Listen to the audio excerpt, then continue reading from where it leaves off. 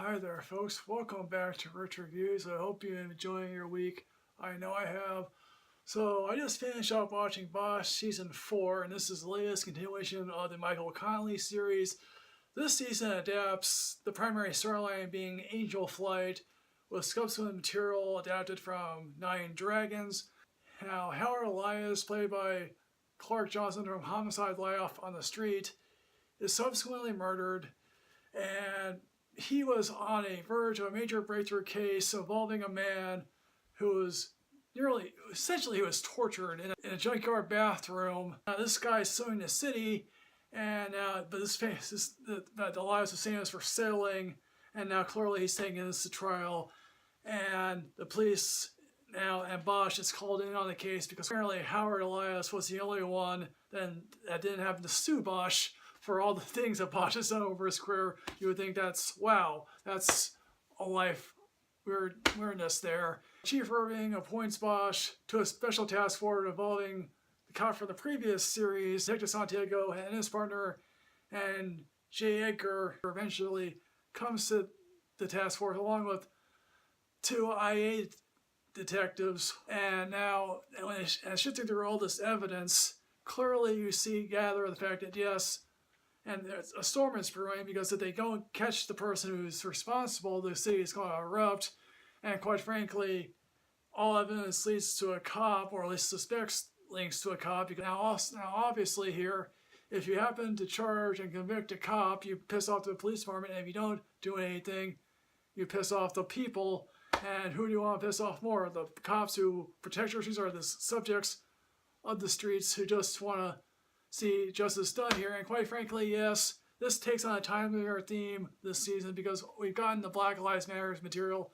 Yes, cops are now being held responsible to a much higher standard than before, but at least one of the detectives here says, hey, look, I truly believe in the protect and serve part, and one of the veteran cops basically says to him, wait 10 years. And because here's the thing, I think most cops in general want to do good. The problem is, it's the cops that let their anger, passion, jealousy, prejudices get in the way of them doing their jobs. This is going on. We guess the Nine Dragons portions of this aspect involves Bosch's ex-wife, Eleanor, doing some undercover work for playing Chinese poker players.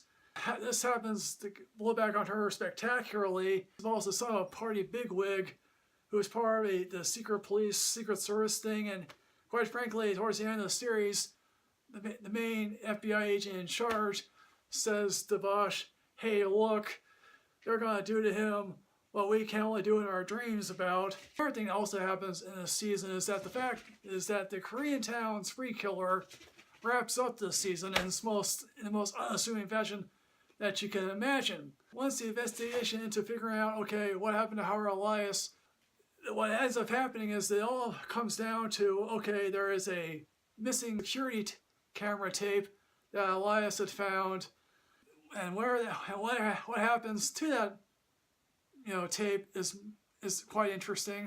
Yes, eventually the tape is found.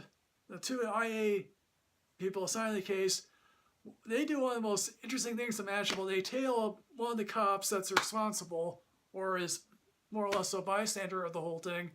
They go see him go about his daily routine. They come back, they tell one of the veteran cops of what they were doing, and then they realize, oh yes, yeah, this guy clearly has evidence. We need to go get it. And they go out the door in a huff. The guy says chiefly responsible for this guy's torture. He's a nervous wreck, or like he's basically on the verge of mental collapse. And he basically tells Bosch, hey, look, I thought I was doing the right thing at the time. And yes, there you go. There's to show how much, quite frankly, cops can do right and wrong all at the same time. When Bosch goes to see the guy who was tortured with the end of his life, because this guy was suspected of kidnapping and murdering a little girl, and this guy here basically said, well, all I could do was say, okay, she's buried out in the middle of the desert, and all I could do was bide for time.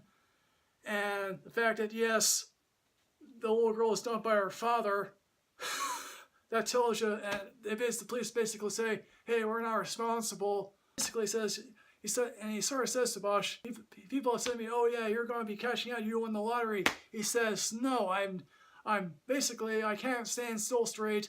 My hearing's on the fritz, and I have nightmares about what happened to me. And basically Bosch says, yes, what the police did to you, that is truly unacceptable. And he ends up walking away. Also get Chief Irving trying to outmaneuver the police commissioner and the mayor in and of itself, because quite frankly, he thinks he's going to be blamed for, for the riots that they happen to happen.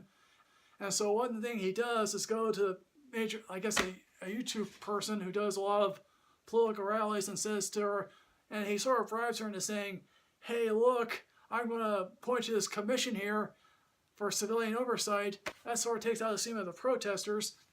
Now, of course, if you like your detective shows dry, lean, mean, and without much fat, this is the series for you. This really shows you how police work is done by just canvassing, looking at evidence. Aspiring detective says, oh, I wish I could be more like Bosch.